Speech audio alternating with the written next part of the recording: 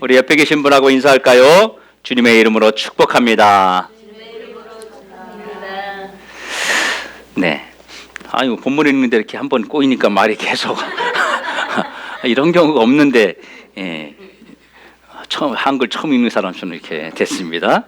죄송합니다. 그렇죠. 예, 감사합니다. 여러분, 우리 주변에 보면은 참 고난받는 사람들을 우리가 보게 됩니다. 그뿐 아니라 힘들고 지친 신앙인들을 우리가 바라보면 참 많은 생각을 하게 되지요. 특별히 하나님을 믿지 않는 사람이 고난을 당하는 것도 보기 힘들지만 하나님을 믿는 사람이 고난을 당할 때 우리는 참 많은 여러 가지 생각을 하게 된다고 하는 것입니다. 여러분들이 그런 사람들의 삶을 바라볼 때 여러분의 시각은 어땠습니까? 이 목회자는 성도들이 그런 환난 가운데 있거나 고난당하는 삶을 살고 있으면 참 많은 생각을 하게 됩니다. 오늘 본문에는 욥에 대한 이야기가 나옵니다. 본문을 자세히 들여다보면 하나님께서 사람을 놓고 사단과 대화를 나누는 것을 보게 됩니다. 여호와 하나님과 사단이 욥의 신앙을 중심으로 대화가 이루어지고 있어요. 특별히 이 대화 가운데 눈여겨볼 것이 8절에 하나님께서 욥의 그 신앙을 대단히 극찬하고 계시다는 것입니다. 이렇게 말씀하고 있습니다. 여호와께서 사탄에게 이르시되 내가 내 종 욥을 주의하여 보았느냐? 그와 같이 온전하고 정직하여 하나님을 경외하며 악에서 떠난 자는 세상에 없느니라. 이렇게 얘기를 하는 거예요. 이런 사람을 본 적이 없다. 이렇게 하나님께서 욥에 대해서 아주 극찬을 하시는 겁니다. 그런데 이렇게 극찬하시던 하나님이 사단에게 욥을 그냥 내어주시는 것입니다. 그래서 결과적으로 욥이 정말 끔찍한 고난 속에 던져짐을 당하게 되는 것이죠. 하나님께서 왜 이런 결정을 하신 것일까요? 왜 이렇게 욥을 끔찍한 그런 고난 속에 밀어 넣으신 것일까요? 사랑하는 성도 여러분, 욥의 그 신앙이 그렇게 강력하고 욥의 신앙이 그렇게 대단하다면 어떻게 해야 됩니까? 하나님이 도리어 욥을 보호해 주셔야 되는 것이 맞지 않느냐는 것이지요. 이렇게 대단하고 좋은 귀한 신앙을 가진 자라면 하나님께서 특별한 보호하심과 아끼심으로 보살펴 주셔야 되지 않겠습니까? 만약에 이 욥대로 한다면 우리 모두가 신앙 좋아지는 것을 우리 모두가 두려워할 것 아닙니까? 신앙이 좋아지면 환난이 온다? 그럼 누가 신앙이 좋아지고 싶어 하겠어요? 나는 신앙 좋아지고 싶지 않으니까 그냥 이 상태로 그냥 대충 살겠어요. 그렇게 하지 않겠습니까? 사단이 하나님이 사랑하는 욥을 건드린다고 하면 하나님께서 사단을 물리치시고 건드리지 못하도록 강하게 욥을 보호하셔야만이, 돌봐주셔야만이 하고 사탄이 욥을 시험하지 못하도록 말리고 또 보호하셔야만이 되는 것이 우리의 상식이라는 것입니다. 그런데 본문 12절을 보면은 욥에 대한 불편한 진실이 나옵니다. 여호와께서 사탄에게 이르시되 내가 그의 소유물을 다 내 손에 맡겨놓으라. 다만 그의 몸에는 내 손을 대지 말지니라. 사탄이 곧 여호와 앞에서 물러가니라. 하나님께서 욥을 고난에 던져지도록 사탄에게 맡기셨습니다. 그래서 욥은 급기야 끔찍한 고난 속에 던져지게 되는 것이, 하나님이 이러시면 안 됩니다. 사실은 욥의 신앙을 칭찬하시면서 그에게 고난을 일부러 허락하셨다니 이건 있을 수 없는 결정 아닙니까? 여러분은 욥이 당한 그 엄청나고 끔찍한 고난이 혹시 무엇인지 알고 계십니까? 예를 들어서 누군가 저를 망하게 하려고 하는데 저를 너무너무 사랑하는 사람이 저를 망하게 하려는 사람한테 가서 그래 저기 어목살을 한번 망하게 해봐, 괜찮아. 그렇게 해서 그 사람이 저를 쫄딱 망하게 고통 가운데 넣게 했다면, 그걸 내가 알았다면 그게 평생에 얼마나 큰 상처가 되겠으며 두고두고 그 사람을 용서하지 못할 것입니다. 저만 용서하지 못하는 겁니까? 여러분은 다 용서하고 저는 용서하지 못하는 사람인 것 같이 분위기가 좀 그렇습니다. 여러분이 잘 아시는 것처럼요, 욥의 고난 중에 하나가 무엇입니까? 욥기서 1장 13절 17절에 보면 욥의 소유물이 강도들에게 강탈당하고 또 재난으로 인해서 모든 것을 다 잃어버렸습니다. 거기다가 욥의 소유하고 있는 종들까지도 다 몰살당해서 죽어버렸습니다. 하루아침에 가지고 있는 재산을 다 잃어버린 거지가 된 것입니다. 또 18절 19절에는 하루아침에 아들 7과 딸 3이 함께 모여서 식사를 하는데 그 지붕이 무너져서 10명의 자식들이 다 죽었습니다. 모두 몰살당했어요. 또 2장 7절에는 욥의 발바닥부터 머리 끝에까지, 정수리 끝에까지 종기가 생겨가지고 기와장으로 온몸을 긁어야 될 정도로 딱지가 앉고 딱지가 앉아서 긁어도 손으로 긁어서는 티도 안 나는 그런 고난 가운데 들어가게 됐어요. 2장 9절에 보면 그의 아내가 욥을 저주하면서 차라리 당신같이 하나님을 저주하고 죽어라라고 말하는 그런 고통을, 그런 버려짐을 당했습니다. 또 욥의 가장 절친한 친구들이 와서도 욥을 비난하고 욥을 저주하기까지 했습니다. 욥은 정말 이루 말할 수 없는 배신과 고통을 겪게 된 것입니다. 그런데 이 모든 고난의 원인이 사탄에게 있는 것이 아니라 하나님에게 있다는 것이 문제입니다. 하나님이 욥에게 이 고난이 시작되게끔 빌미를 제공하셨잖아요. 어떻게 이럴 수가 있습니까? 여러분, 누구나 한 번쯤 겪을 수 있는 그런 고난이라면 눈 찔끔 감고 그럴 수 있다라고 하겠어요. 그런데 이 고난은요, 평생 단 한 번 겪을 수도 없는 그런 고난 아닙니까? 욥에게 평생 얼마나 큰 상처가 되었겠어요. 온몸에 악창이 나고 하루아침에 온 재산을 다 날리는 거지가 되고 10명의 자녀가 집이 무너져서 다 죽임을 당하고 아내가 배신하고 친구들이 저주를 퍼붓고 이 지구상에 혼자 떨어져 있는 처절한 그런 고난 속에서 욥이 몸부림치도록 만들어지는 것입니다. 왜 하나님은 이런 고난을 허락하셨을까요? 만일 나에게 욥과 같은 고난이 임한다면 나는 어떻게 할 것인지 여러분 생각해 본 적이 있습니까? 우리가 분명히 알고 있는 것은 하나님은 절대로 욥을 망하게 하시려는 의도가 아니라는 것입니다. 하나님은 우리를 멸망으로 던지는 분이 아니라는 것입니다. 하나님은 누구보다도 욥을 잘 알고 계세요. 본문 8절에 같이 한번 읽어볼까요? 본문 8절에 같이 본문을 읽습니다. 시작. 여호와께서 사탄에게 이르시되 내가 내 종 욥을 주하여 보았느냐? 그와 같이 온전하고 정직하여 하나님을 경외하며 악에서 떠난 자는 세상에 없느니라. 하나님은 욥이 얼마나 강한 자인지를 인정하셨습니다. 더 강한 자로 세워져야 더 큰 복을 누릴 수 있기 때문이에요.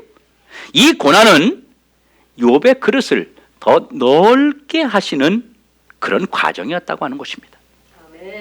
하나님께서 욥에게 이런 고난을 허락하신 것은 욥을 지금보다 더 강한 자로 세우셔서 지금보다 더 큰 복으로 채워주시려는 하나님의 의도라고 하는 것입니다. 우리는 지금 강한 자가 되는 것이 굉장히 힘들고 어려운 시대를 사실 살아가고 있습니다. 강한 자가 무모한 자로 인식되고 있는 시대에 살아가고 있습니다.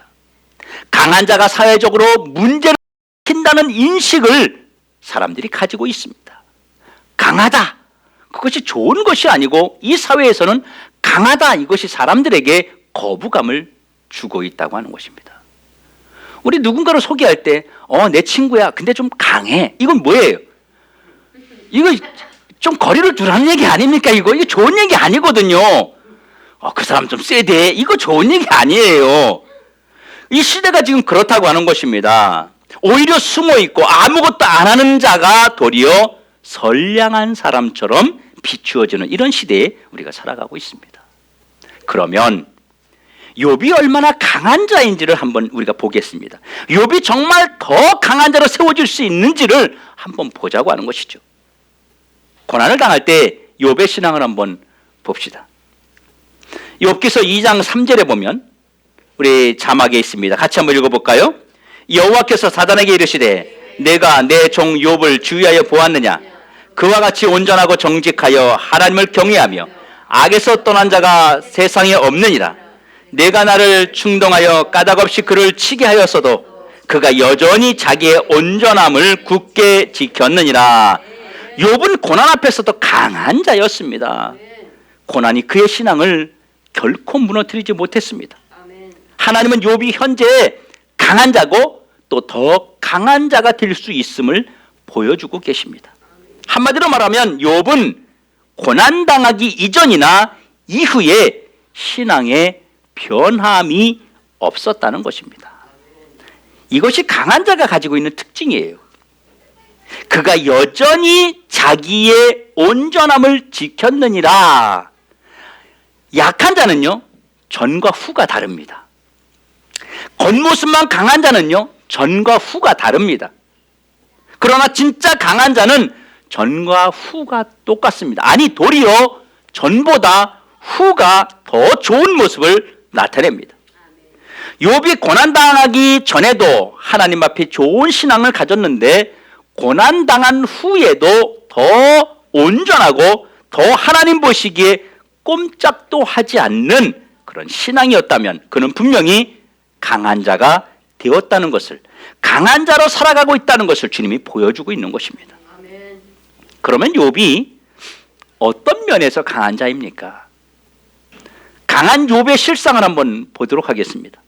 욥이 어디에서 얼만큼 강해졌는가? 강한 욥의 모습을 들여다보기 원합니다. 욥의 고백은 그가 얼마나 강한 자인지를 우리에게 보여주고 있습니다. 첫째, 자신을 저주하고 하나님을 대적하는 아내 앞에서 그는 강한 자였습니다. 욥기서 2장 10절에 보니까 그가 이르되 그대의 말이 한 어리석은 여자의 말 같도다. 우리가 하나님께 복을 받았은즉 화도 받지 아니하겠느냐 하고 이 모든 일에 욥이 입술로 범죄하지 아니하니라. 그는 그 아내의 저주 앞에서도 화도 하나님의 뜻이다, 하나님의 섭리 안에 있기에 이 모든 것, 고난도 다 신앙으로 받아들이는 그런 고백을 하고 있습니다. 욥은 입술만 그런 것이 아닙니다. 욥이 입술로 범죄하지 아니하였다, 이 말은 그것이 진짜 욥의 믿음이었다는 것입니다. 두 번째, 욥의 강한 모습은 친구들의 비난과 정죄 앞에서 나타났습니다. 욥기서 23장 10절에 그러나 내가 가는 길을 그가 아시나니 그가 나를 단련하신 후에는 내가 순금같이 되어 나오리라. 그가 자신을 향하여 저주하는 친구들 앞에 자신이 겪고 있는 고난 또한 하나님의 계획이 이루어지는 과정으로 받아들였다고 하는 것입니다. 하나님의 결과는 반드시 복된 것임을 믿고 흔들리지 않았다는 것입니다. 여러분, 대단한 신앙 아닙니까? 세 번째는 또 그가 겪은 모든 고난의 마무리를 자신의 문제로 받아들이고 회개의 기회로 삼았다고 하는 것입니다. 욥기서 42장 5절 6절에 보면 내가 주께 대하여 귀로 듣기만 하였사오나 이제는 눈으로 주를 배움나이다. 그러므로 내가 스스로 거두어드리고 티끌과 제 가운데서 회개하나이다. 자신의 연약함과 자신의 부족과 하나님 앞에 자신을 더 낮추는 모습으로 그의 신앙을 보여주고 있는 것입니다. 그는 어느 것 하나도 불신의 눈과 그리고 감정으로 받지 않았습니다. 이 모든 고난은 너 때문이 아니고 주님 때문도 아니고 나 때문이다라고 하는 것입니다. 이것이 욥이 얼마나 강한 자인지를 보여주는 부분이에요. 여러분, 이 정도면 강한 자 아닙니까? 강한 자지요. 하나님이 욥을 복주기 위해서 더 강한 자로 만드셨습니다. 그래서 욥의 결말은 어떻게 되었습니까? 결국 사탄의 전략은 욥을 무너뜨리지 못했고 오히려 욥은 더 강한 자로 세워지고 더 큰 복을 누리는 자가 되었다고 하는 것이죠. 욥기서 42장 10절부터 17절에 보면 하나님께서 욥에게 어마어마한 복을 부어 주셨습니다. 욥에게 이전에 가지고 있던 모든 소유보다 갑절의 복을 주셨고 모든 관계가 또 회복되었고 다시 낳은 자녀들은 당대 최고가 되었습니다. 욥은 또 장수하면서 복을 누렸습니다. 분명한 것은 욥은 고난 이후에 더 큰 복의 사람이 되었다고 하는 것입니다. 여러분, 이것이 보장된다면 고난받는 것을 두려워할 사람이 누가 있겠습니까? 이거 뒤에는 갑절의 복이 있는데 이걸 거절할 사람이 누가 있겠느냐는 것입니다. 여러분, 하나님은 아무런 이유 없이 우리에게 고난을 주시지 않는다고 하는 사실입니다. 또 우리가 고난 앞에서 믿음과 신앙으로 살면 하나님이 절대로 우리를 그냥 두시는 법도 없습니다. 우리는 여러분 과정을 보면 안 됩니다. 과정을 보면. 우리는 눈에 힘든 과정만 사실 보이거든요. 지금 힘든 것만 보인다는 거예요. 네 서름 내 서름 따지면 내 서름이 제일 큰 거 아니겠습니까? 그렇잖아요. 그런데 우리는 그 고난받는 과정만 보여요. 그런데 하나님은 어디에 가 계시느냐? 저 끝에 결론에 가서 기다리고 계시는 거예요.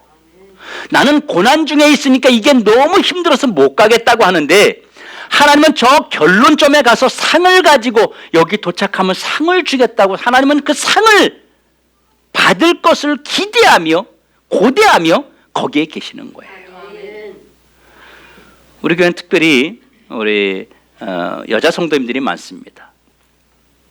여러분, 우리 아이를 키울 때 보면 아이가 이제 걸음마를 처음 시작할 때 보면 어떻게 합니까? 세워놓고 이렇게 세워놓고 앞에 가서 막 일로 오라고 막 그러잖아요. 그럼 얘가 한 발짝 한 발짝 뛰면서 오지 않습니까? 그럼 몇 발짝 못 가지만 그 엄마가 있는 쪽으로만 오면은 엄마가 어때요? 상을 주잖아요. 껴안고 이뻐, 그거 걸었다고 잘했다고 이뻐하고 엉덩이 두드리고 뽀뽀해주고 막 좋아서 어쩔 줄 모르잖아요. 바로 하나님은 그렇게 고난이 아닌 결론점에 가서 마지막 그 지점에 가서 기다리고 계시다고 하는 것입니다. 사랑하는 성도 여러분, 내 삶을 한번 들여다보기 원합니다. 우리는 아주 작은 고난 앞에서 어떤 태도와 우리 신앙을 보여왔습니까? 우리는 작은 고난 앞에서 흔들립니다, 사실은. 또 우리는 주변 사람들의 반응을 보면서 흔들리기도 합니다. 대부분의 그 신앙인들은 왜 나만 겪는 고난이냐고 절망하고 탄식합니다. 그리고 신앙을 문제 삼고 신앙생활을 그만두려고 하거나 느슨해지기까지 합니다. 그러면 오늘 본문의 욥의 모습을 보면서 나와 다른 점이 있다면 그것은 무엇입니까? 나와 욥을 저울에 올려놓고 한번 보면서 지금보다 더 강한 자로, 지금보다 더 나은 사람으로 터닝할 수 있는 기회를 주님이 우리에게 주고 있다고 하는 것을 우리는 기억해야 됩니다. 혹시 여러분이 겪고 있는 그 고난의 이유가 무엇인지 찾아보려고 한 적은 있습니까? 고난 때문에 더 크신 하나님을 만나본 적은 있습니까? 고난 중에서도 넘어지지 않는 방법을 여러분이 찾으셨습니까? 여러분, 고난 중에 더 강해지는 방법이 무엇일까요? 그것은 없을까요? 그것은 고난 중에 예수님께 더 가까이 나아가는 것입니다. 이것이 더 강해지는 것입니다. 주님에게 더 가까이 나아가야 됩니다. 왜 그래야 하느냐 하면 우리가 그 어떤 고난을 당할지라도 나를 바라보시고 나를 용서하시고 내게 기대를 가지고 계시는 그 예수님이 변함없으시기 때문입니다. 오히려 내가 고난당하면 당할수록 주님은 나에게 더 가까이 다가오시는데, 주님에게 더 가까이 가까워지는 것이 아니라 우리는 더 멀어집니다. 왜요? 주님은 내가 고난당하면 가까이 오는데 나는 고난당하면 뒤로 물러서기 때문입니다.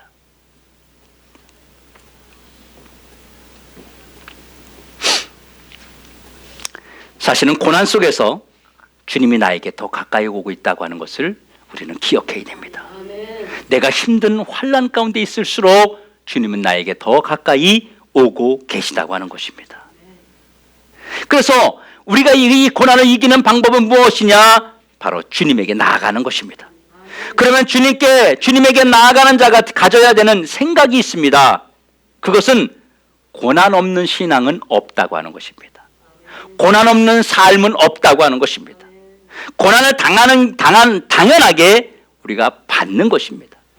우리는 이 사실을 인정하고 신앙을 유지해야 됩니다. 고난은 나를 복주시려는 하나님의 손길이라는 것입니다.